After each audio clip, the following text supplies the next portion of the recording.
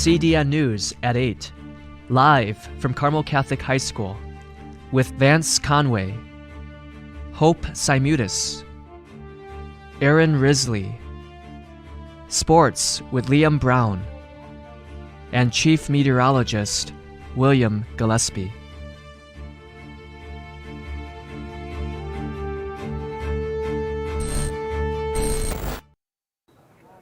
Good morning, I'm Aaron Risley. And I'm Hope Simutis. It's 8:03. The Reach Center will be closed today, tomorrow, and Thursday, but will reopen on Friday. Those interested in trying out for the spring boys tennis team, please sign up through Veracross and join the Remind Classroom to be copied on all tryout-related information. Tryouts begin on Monday, February 27th. Location is weather dependent. Watch your email for confirmation. Up next, we have Liam Brown Sports. Good morning, Hope. Good morning, Aaron. So we'll start today with the boys basketball team who will play Fenton at St. Patrick's High School tomorrow night at 7 o'clock in their regional semifinal matchup. And the girls basketball team will face Vernon Hills in a sectional semifinal matchup at Deerfield tonight at 6 o'clock. And looking ahead, the Carmel Catholic hockey team has their first IHSA game tonight. It's not an SHL game, it's an IHSA game. Time for the puck drop is set for 7:20, and the theme tonight is going to be Grout Fit at Glacier. They'll face Oak Park and River Forest High School, or more likely known as OPRF. And looking ahead to tryouts for the spring sports, the girls soccer team will host tryouts on Monday the 27th at 5 o'clock. And the girls lacrosse team announced that they'll be holding tryouts also on Monday the 27th from 6:30 to 8 p.m. Anyone is welcome to join. Those with questions should email Miss Lindell or stop by room 806. And now we'll go back to Jackie Kaglar with World News. Alrighty, good morning. I'm Jacqueline Kaglar with this morning's top stories. We start in Ukraine this morning, where yesterday President Biden visited Kyiv. The visit was meant to boost morale in Ukraine and prove that the United States is committed to helping Ukraine, especially since Russia is beginning yet another offensive, this one bigger and perhaps more deadly than the others. President Biden gave a speech while in Kyiv, praising Ukraine's fortitude and commitment to democracy. Looking at a grander scale, the Russo-Ukrainian war worryingly looks like a repeat or perhaps a second Cold War, although this time China will likely be a major opponent. More countries across the world are looking to rearm themselves. We now move to a continuing crisis in Turkey. Just yesterday, Turkey experienced another devastating 6.3 magnitude earthquake, followed by a 5.8 magnitude earthquake. These aftershock earthquakes hit southern Turkey, the same region hit 2 weeks ago. The earthquake struck in the evening in Turkey and hit Hatay, Turkey's southernmost province, affecting one of the hardest hit areas from the February 6 earthquake. So far, only 6 people have been killed, but 213 people have been injured, and an unknown people are trapped underneath the rubble. There are no confirmed deaths in Syria, but 150 people were injured, many of whom were trampled in a mad dash to safety. The death toll is relatively low because people have taken to sleeping outside in tents away from buildings. The U.S. has sent aid, and if you would like to send aid to anyone in Turkey, send it to the Red Cross. We now move to local news. Barrington is redeveloping its Golden Triangle into a mixed-use development that includes luxury apartments, restaurants, and a car storage, according to the Daily Herald. The apartment buildings will be 4 stories tall, include 125 apartments, 12,000 square feet for restaurant space, and dozens of car storage areas. The development is located on Huff Street. The development plan will be going to the village board for final approval, and if it is passed, expect to see the development finished in the next few years. That's all for current events. I'm Jacqueline Kaglar. When we return, I'm sitting down with Mrs. T, Audrey Deck, and Julia Bukowski to discuss an upcoming climate summit. CDN News is coming right back.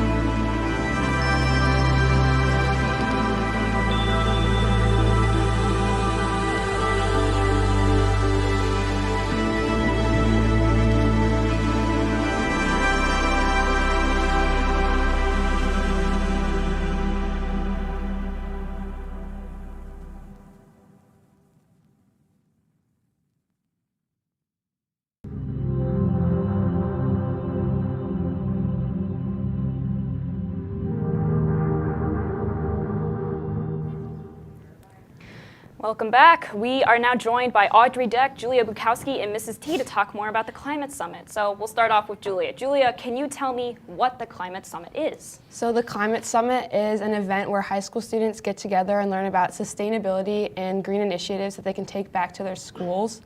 Specifically at the summit, there will be 3 keynote speakers, including Mrs. T. And at the end of the day, there will be small groups getting together from each school, and they'll come up with an action plan to apply green initiatives in their school. Awesome. Follow-up question to that, when and where is the Climate Summit? The summit is this Saturday, the 26th, at St. Viator High School from 10 to 4, and this includes a mass. All right. Audrey, can you tell us where we can sign up for this Climate Summit? Yeah, so registration is technically closed, but if you still want to attend, you can reach out to Mrs. T. And Audrey, can you give us a couple reasons why people watching this stream right now should help the environment? Yeah, so this is our only planet. We don't have a planet B, and we should be taking time to protect it. Learning about new ways to do this can help us be better people for our shared home. And also by working on living more sustainable lives now, we are paving a way for a better future for the next generations. That's awesome. Mrs. T, do you have any final thoughts that you'd like to add? Yes, thank you so much, Jackie, for having us. And just a couple things I'd like to share.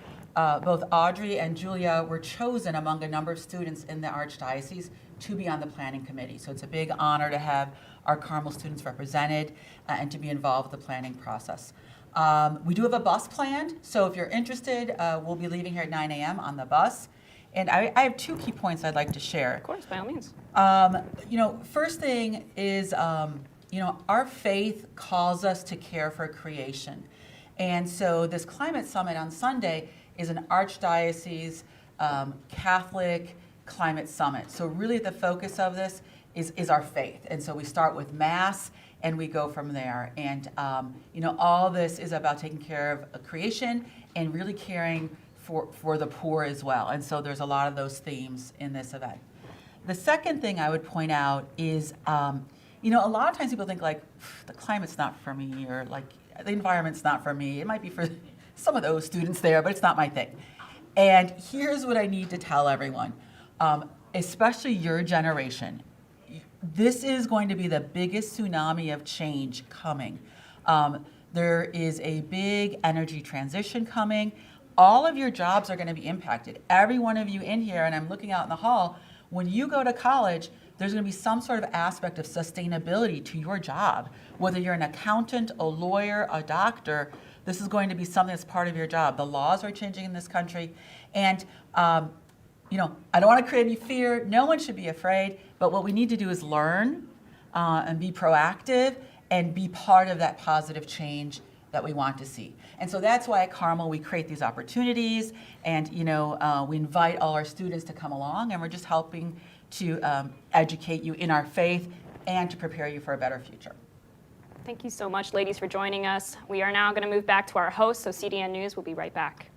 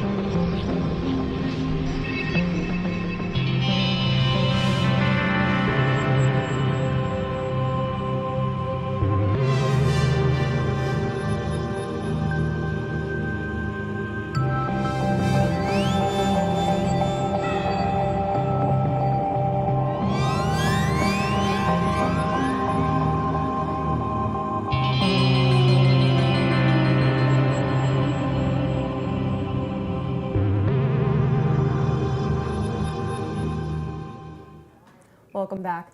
Carmel students, if you were looking for an opportunity to make some cash, or if you have to upgrade your computer or fix your car and need some cash, Carmel now has a listing for job opportunities under resources and links on Veracross. Go to the student portal and click on the job opportunities button to access the page. It is accessible only through the student portal. there are many vacant, well-paying jobs with businesses, park districts, and summer day camps who are looking to employ you, so don't delay and take advantage of this opportunity today.